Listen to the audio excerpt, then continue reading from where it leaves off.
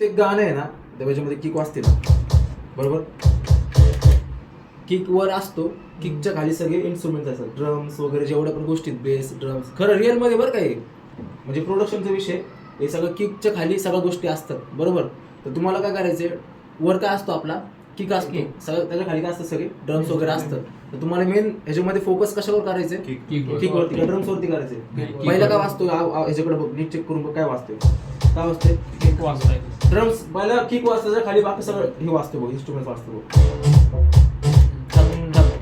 बरोबर. मग तुम्हाला फोकस कशाकडे करायचंय, किक वरती, जास्त करून किक वरती फोकस करायचं बघ. म्हणजे दुसरं गाणं घेऊ, कुठलं पण गाणं घेऊ, सेम हे करून बघू द्या.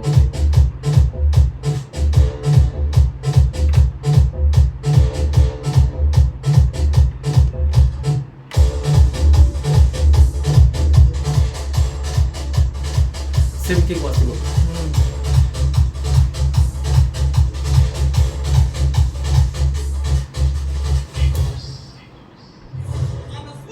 गाणं चेंज झालं पण कळलं का, कळतं का नाही. ज्यावेळेस तुम्ही किकला आहे ना मॅच करायचं बघ, फक्त किकला आहे ना इक्वल वाजू द्या फक्त, बाकी इन्स्ट्रुमेंट्स वगैरे सगळे साईडला जाऊ द्या, फक्त किक आहे ना सेम वाजली पाहिजे दोघांची, आणि ते पण बारला बरं का, बरोबर.